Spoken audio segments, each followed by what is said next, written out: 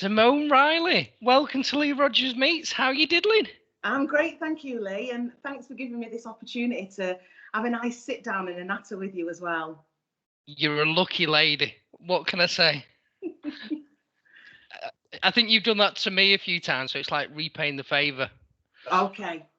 And the posse, right? So, on behalf of the posse, I just want to say a massive thank you, literally from us all, because the people that you've kind of inspired to go on and do different things since we came on your radio show has been immense, really. So, thank you so much from all of us, really.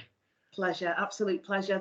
The thing with the Bad Parents Club, it was an idea that came from kind of nowhere, and then I was kind of thrusted into that position, and to sit down with Rebecca Kelly and to make that program and that show something where parents could join in for 2-3 hours and would talk about everything, but there'd be no judgment there. And that is something that is so important, especially when it comes to parenting, because there's a lot of times that we'll read stuff in the newspapers about celebrities or about different people's parenting techniques. And you always think, why is that person doing that? Or I wouldn't do that. But until you flip it and put yourself in their situation, you then think to yourself, that's what it's all about. Yeah, completely. And I learned so much on that show. But then did other things. So I talked about not on that show, but then went to do about politics. So I talked about from parenting to politics, then to sex and relationships. It's like, oh my gosh, I'm not sure I should be here as a 40-year-old married man. And just a range of stuff you get involved in. It's genuinely taken me on a journey, and I know there's others that are now doing their own radio shows and podcasts, and I'm doing this. It's just so great to see, and you are so inspiring, and I think you've touched on it there really about the work you do about being inclusive, and that diversity of opinion, of thought, of society. I really admired you in the work you do in that space. Thank you. So tell us a little bit about you. What do you do? We've touched on it slightly.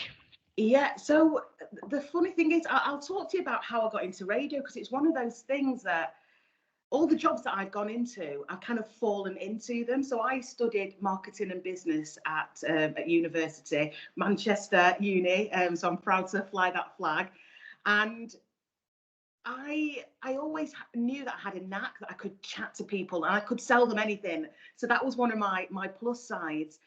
I went into I was asked to come into not a radio station, a studio, a music studio, because what they had is they had this production system, but they didn't know how to engage with people in the day. So they were getting a lot of artists and musicians coming in the evening, but they said, how can we do it so that we can get more people to engage in the day? Now, I contacted Manchester United Foundation because they had a program which was called Kicks, which was getting young kids off the street and then getting them engaged in football. And I said to them, how about we do this, but with music? Let's get them engaged via music. So Manchester United Foundation got behind it, and we did the first project at this music studio, and it went amazingly well because it was kids that were kicked out of mainstream school, but wanted to go into something else to get their education. So what I was doing was I was giving them GCSEs, BTECs, and also A levels. These are kids that thought that they couldn't achieve anything. So for me, that was amazing. But it was more of connecting with them on a way that they could relate. So I was doing MC skills, spoken word, street dance. We also did like hair, makeup, and beauty. And when we had the big presentation at the end, when all the like celebrities come and we give them the certificates, Rio Ferdinand was in the audience, and he approached me and said, I want to do something like this. So I said, okay, let's meet up. From that, the Rio Ferdinand Foundation was built. And again, I started doing the qualifications. We did some joint work with Salford City Council. So that is how the Rio Ferdinand Foundation came. And I was approached by a radio station, which was Legacy 90.1. It's a black community radio station in Manchester. And they said, the work that you're doing with these kids are amazing, because the kids are from Moss Side and Hume. Can we interview you? So I was like, yeah, no problem. So I went on to that show, not knowing where it would take me. And I did an interview. And the manager of that station came running to me and said, your voice is amazing. And I was like, what? And he said, have you ever thought of doing radio? And I was like, no, I've not. So from that, as a hobby, because I was a volunteer at the time, I started doing the traffic, started doing some of the news readings. Then I was co-hosting on a drive time show. And then they said, right, no, this isn't working. We're giving you your own breakfast show. 9 years later, I've won 3 awards for the Entertainment of the Year, Black Entertainment of the Year presenter, and my show's won awards as well. Now, there was one time that, because on my show, what I like to do was talk about health issues that are affecting the Black community. So, like 1 in 3 Black men will get prostate cancer, diabetes, sickle cell, things that aren't being talking about on mainstream radio or news outlets. Now, I had a doctor that used to come on with me that would give the facts and give all the statistics, etc. But then we'd have real life people that were talking about how they were living with the different conditions. Now, it was International Women's Day about 4 years ago, and we planned to do a show which was on postnatal depression. And I said to the doctor, right, we need a case study that we can use when we're talking about postnatal. And she said, you're going to be the best person to talk about this. And I was like, I've never really spoken to anyone about it. This is scary for me. I was getting anxiety. I was getting scared. And then she said, let's just go on air and we'll do a chat. And then she said to me, record this on Facebook Live. Never have I done anything on Facebook Live. Within an hour, we had 4.5 thousand views. I then had ITV contacting me, Channel 5, BBC 5 Live, Radio 4, all these stations started contacting me because they said the way that I connected, the way that I told my story, they had so many people interacting with them saying, this is what we've been going through. Even within my community, I had guys that were emailing and messaging in saying, this makes sense as to why my wife was this way or my girlfriend was this way. And then I had other people saying, because you spoke out about what you went through, it's now given me the confidence to talk out myself. And within the Black and the Asian community, that for me is massive. Can you still see me there? Sorry, Lee, someone called through then. It's all right. Yeah, so for me, that is something that was massive, that I give people that platform to openly speak out. And I only thought that I'm going to connect with either one or 2 mums. That's all I thought. So from there, that's when I then went on to BBC Radio Manchester to do my first interview and speak to Mike Sweeney. Next thing, I was approached for the Bad Parents Club. So that's how my career has kind of blossomed. I feel like I fell into it, but it's something now that I'm doing it, I can't imagine it as not part of my life, because it makes me feel complete, not to just go on there and play good music, but to talk about subjects that are affecting people, especially within my community. So within the last year, I've talked about race and COVID. We've spoke about the myths that are surrounding the COVID stuff. I spoke about racism in football, but not at the big stream like Man United and City, grassroots footballers that are experiencing racism. I've also spoke about, talked to like Ian Hopkins, who's the chief constable at the time, about the shootings and the stabbings that are taking place within the community, parents that want to know how to keep the kids safe on the street. So these topics for me were stuff that people were talking about, but stuff that I needed to tackle to give my community a voice. And it's so empowering. I resonate with speaking on topics. You mentioned 4 years ago about International Women's Day, and I think I've spoken on it with your show. Is I talked about mental health, which 4 years ago isn't, I guess, where it is now. And the work that the princes have done and football, and it's been really mainstream. But it is that, and it's almost the personal connections that I've had with people, not in a media platform, but that have meant so much. Because actually, when they've then gone through that thing, and there was somebody 2 weeks ago that said, actually, I wanted to speak to you because I know you're out there and you talk about it. Now, not for 1 million of a second did it was about almost me at that point, selfishly. but it's really inspiring that you've had such a range of topics that you've been able others to connect with. And I have a thing that's hashtag everyone has a story, and hearing really inspiring stories, I believe enables others to tell or to at least formulate their own story. That's right. And everything that's happened, I am a religious person, and I've always heard that term of everything happens for a reason, but it truly does. Because when I was going through postnatal depression, I was at that point, Lee, it was a very dark time in my life where I thought to myself, if I wasn't here,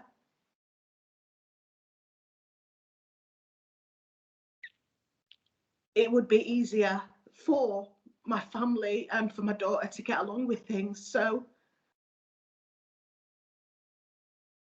for me to be able to connect and to talk to people and to let them know, yeah, I was at a dark place, but I took the first step to go and have counselling, and I'm now out on the other side.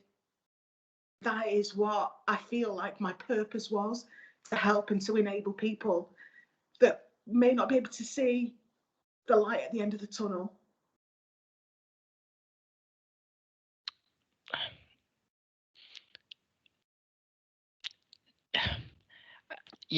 And it's interesting in that anyone that speaks to you, anyone that you come across, right, they see an energy and a shine, right? That's you enable other people in so many ways. You give back in so many incredible ways. Uh, uh, And I truly believe that if you go through difficulties at whatever level that is, that ultimately it enables you to almost to bounce back further. So you talked about purpose.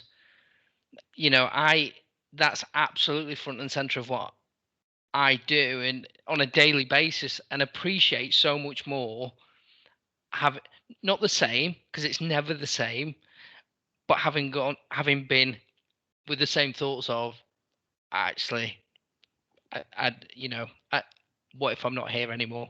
And then to have like the everyday that you truly cherish, that you say, I do want to make a difference today. I do want to make my life purposeful. I'm also of faith, and I don't go shouting about that, but it's fundamental to the core of what you do. And my view is you enable that to shine and radiate. And I'm completely humbled that you've shared that um, with us. And it is such a difficult topic. I mean, this is not about me, but I recognize that there's lots of sort of things that I've looked in my life, and the hardest thing, and I've never really spoke about it, is about a failed IVF and miscarriage. From a man's point of view, I found that it just overwhelmingly incredibly difficult to deal with, and I'm not even sure, you know, kind of 5 years on, that I've ever even gone there. Yeah. It, so much, I'm sure it, like, subconsciously it's still there, and it yeah, maybe that's something I need to dig deeper to in the future. Yeah. In terms of your biggest successes, you've mentioned awards on shows, but is there any kind of particular moments or any special people throughout your journey that have really lit a path for you that you really cherish? That's a hard question. That I think every single person that I come into contact with, whether it be someone that comes in to speak on my show or someone that I meet who says, "Wow, what you were talking about really touched me." They're the people that enable me to get up in the morning at 4 a.m. to go and do my show, because I think, and it's something that I talk about might inspire someone. The music that I'm playing, the vibes that I'm giving out may help someone who's down on that day, or someone that may be suffering, or someone who's had a loss, or something within the family. So everybody that I come in contact with helps me. But for me, BBC has been is now my family. At first, when I went to the BBC, I was kind of scared that I didn't fit in the way that I talk, the way that I look. And I did try to kind of change myself the first few shows, and I was speaking the Queen's English. And my mum's like, "What? Why are you talking like that?" And I was like, "I don't know, Mum. It's a BBC." And until I relaxed and I let me shine, that's when I've truly enjoyed radio. So it's such an amazing place to work. The people that work there, the support that you get, it is fantastic. So it's just, yeah, wow. I know. I really need to tap up Pav and Bex for a show, or I need to get on the news. I need to doing the sports bulletin. I think that's what I need to be pitching for. There is one person that I had a meeting with. It was just like a conversation in passing, which is Dotun Adebayo.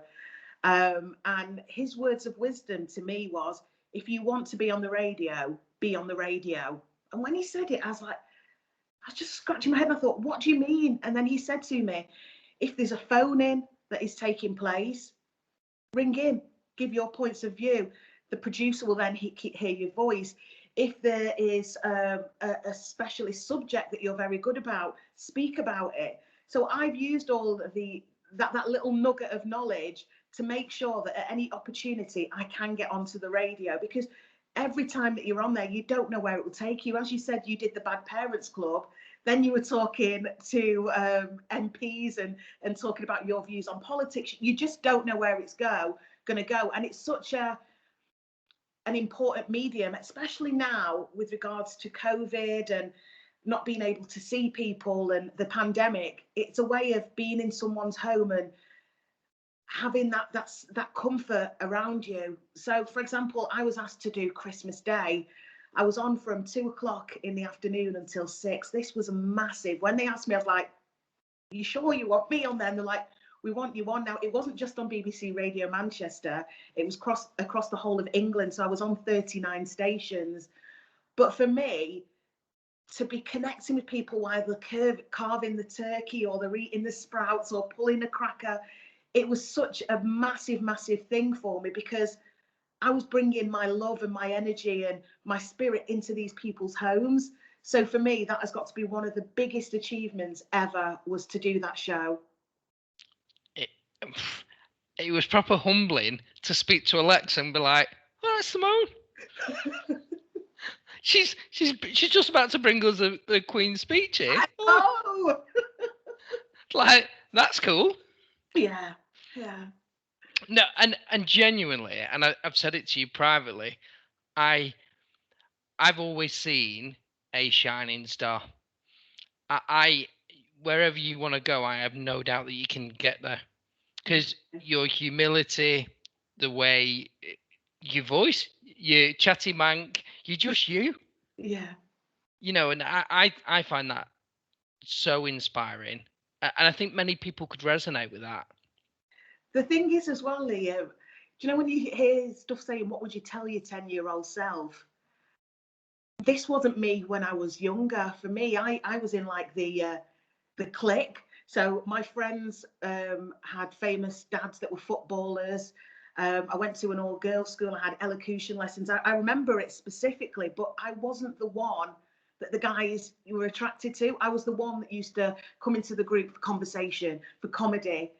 And now, me as Miss Diva or me as Simone Riley, that little girl that I used to be, just like, "Oh, why can't you fit in because you don't look right," to how I am now, it's just, your personality is everything.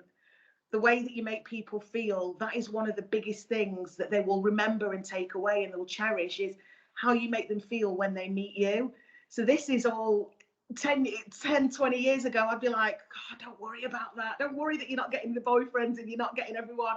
Your personality, and when you get older and people can connect with you, that is what's important. So for me, that is a big thing. And it's something that I teach my daughter as well, is be you. It's hard for kids nowadays, especially my daughter. She's always like, "Oh, mummy, but I'm not, I've not got this, and my hair doesn't look like it." And I'm just like, be you. There's only one day.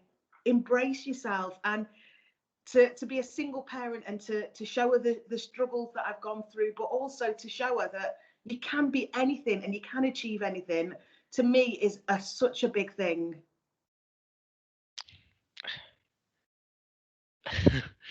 Massively, right? Because, my mum brought 3 kids up, and, a single parent.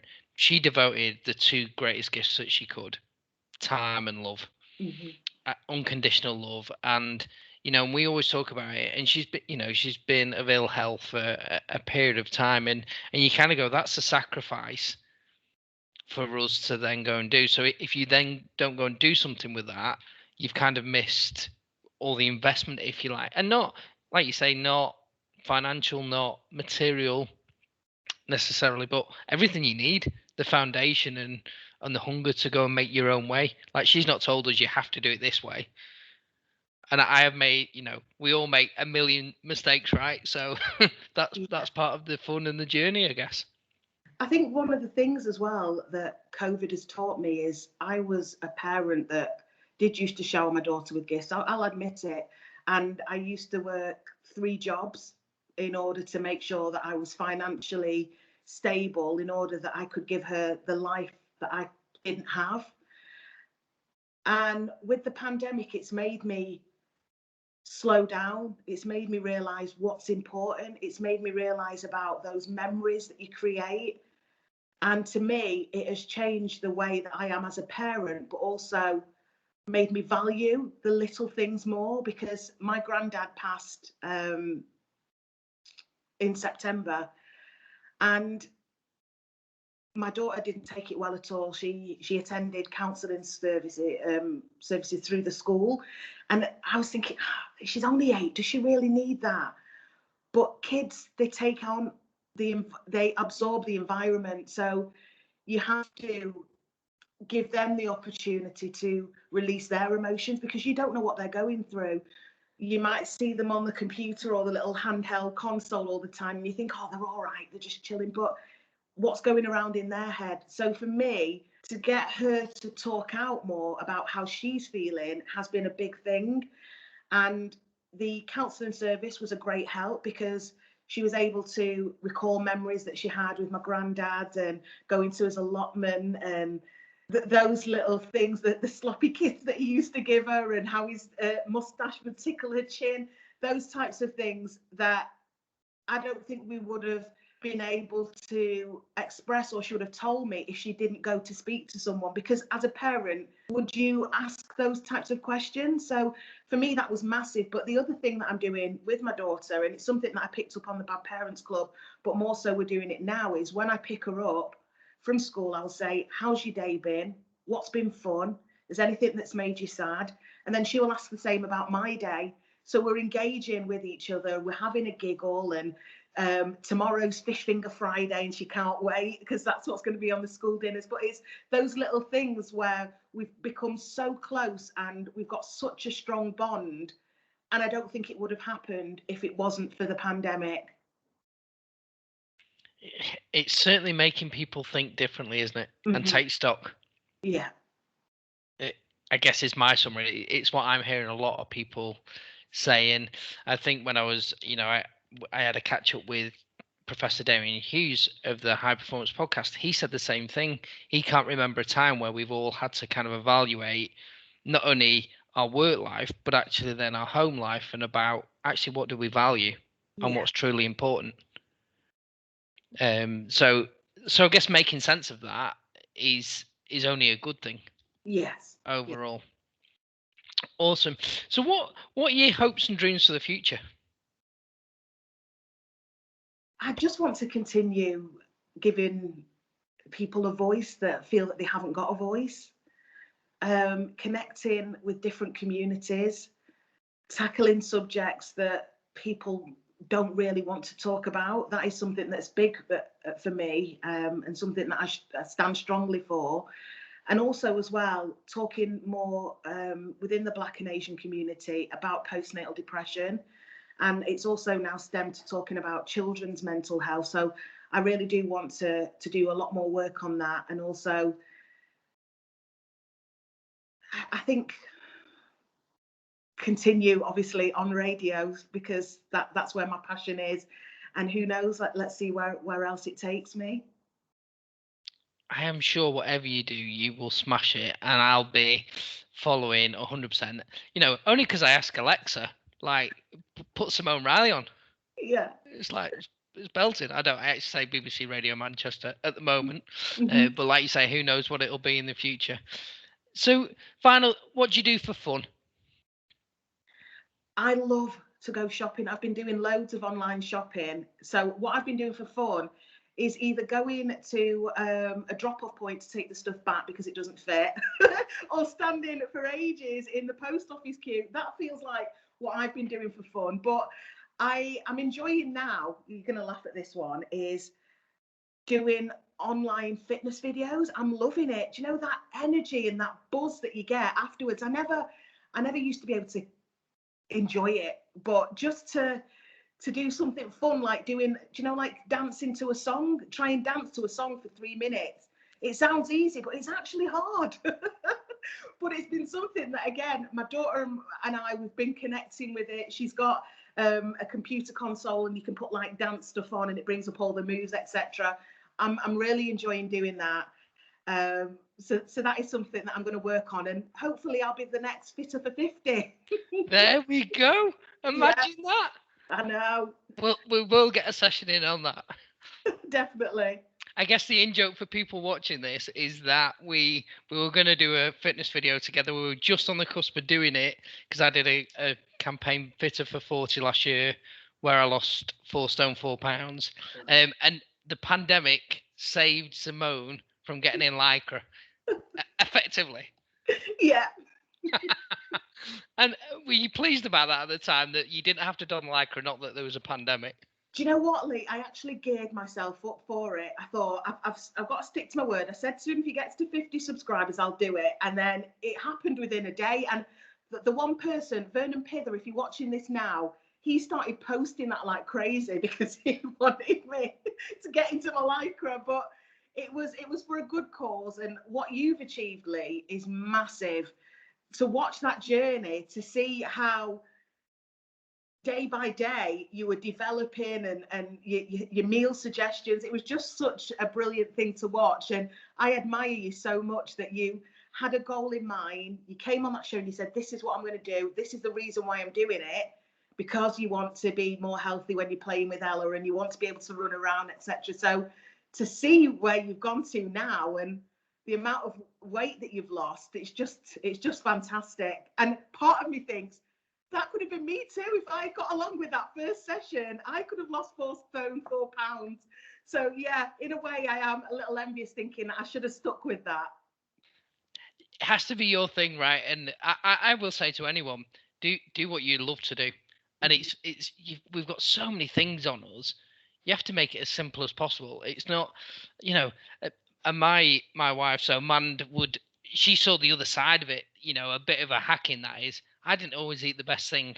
So I might have a big bag of crisps or whatever, but then I'd go and run a half marathon on the treadmill. And she was always like, oh, so that means I have to go and wash loads of like sweaty clothes. Yeah. It's like, make sure they go. You make sure you put them in the washer straight away, and all the towels and stuff. There's like all the other side of it, as opposed Yeah. to the polished Instagram or Facebook. Although one of my best friends, she used to say, "I am going to miss those hairy toes and legs on a On the Saturday scale. morning." And I know she was joking, and she's like, "No one needs that in your life." Yeah. But it was that thing, about committing to something and just being open with it, because then there was no going back. Mm-hmm. I think that was the thing, and it goes back to what you were saying before, really, about just being authentic Yeah. and true to yourself. And whatever people thought of you, I kind of had to ignore that, because Mm-hmm. I could have. A lady said to me yesterday, actually, "Oh yeah, I saw your torso on Yammer, which is an internal work thing," and she's like, "Hmm."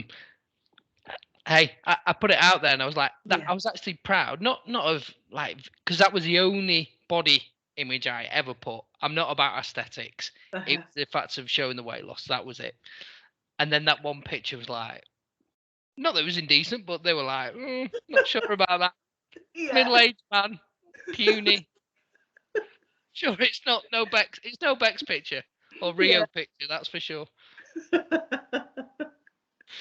So, final question. What's been the one, I guess, story or guest on your show that really resonates? Now, I know you've got a million, and I don't want you to get splinters on this on the fence. I need at least one that really hit home from a guest that you spoke to. There's a few. One of them is the first one that I'll talk about is Kenny Thomas, the singer. Don't you remember him from the 80s? He sung the song "Thinking About Your Love." Now, Kenny was massive in the 80s. He had music out. He was big on the R&B and soul scene. He was in the top 10. I remember having my poster on his wall. But it was when he had his daughter Christina, and he found out that she wasn't. They predicted that she wasn't going to have long to live, and he took the decision to take her to Germany to have stem cell treatment. And they never told Christina that there was anything wrong with her. She lived a normal life, but she knew that there was days where she had her ups and her downs. And to see how he handled that as a parent was phenomenal. The strength that he had, how he turned to his religion, how he turned to God, and how that was one of the things that got him through. To me, I was just like, wow, this guy is amazing. The other person is someone from the community who has recently won an OBE, recently been awarded an OBE, is Patsy Mackay. Now, she set up a project called Mothers Against Violence. Her son was murdered in Mossad back in the 90s, and she used the experience that she went through to help other mothers. She set up a campaign to stop violence within Mossad and within the community, and how she managed to cope through the loss of a son, but then on the other side to do something that has impacted and helped so many parents and so many people. For me, I was just like, this woman is a rock, and I was so happy that I could interview her on BBC Radio Manchester. And for me, those stories are just I just I'm just in awe. I'm in absolute awe of how someone can go through something as traumatic as that, but then flip it in order to make something positive.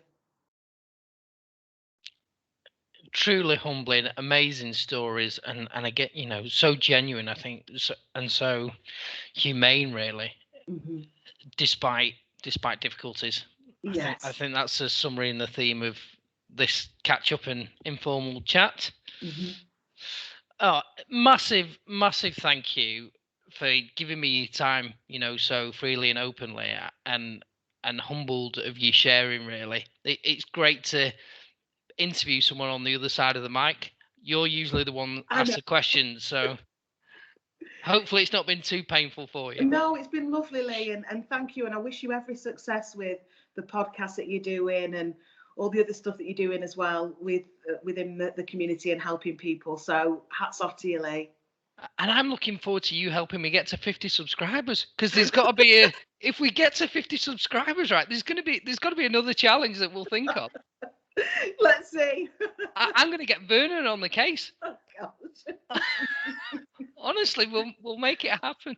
Yeah, but that's the beautiful thing that came from the Bad Parents Club is how some of us have never. Well, for me, I had never met any of you before, and we've all come together as a family and as friends. And even though we've got the Bad Parents Club now on a Saturday, that connection is still there with everybody. And when you come on the phone and you speak to me, or if someone sends me a message, it's like we've not parted, and that is a lovely thing of how a medium such as radio has brought so many people together. So thank you. No, thank you. You've been the inspire and the light. And we should call out, Rebecca Kelly as well, that's helped knit Definitely. it behind the scenes. That, all her selfless work, I guess, that she does, and to the BBC, in terms of enabling great shows that bring creativity and fun and joy to the listeners. So, whoa, there you go. I need to get into marketing. And anyway, so I should say at this point, like, comment, subscribe if you've seen this. We'd love to get you on. Really appreciate your time, Simone, and have a brilliant Thursday. Go and enjoy shopping. Yep. Take care, Liam. Thanks again.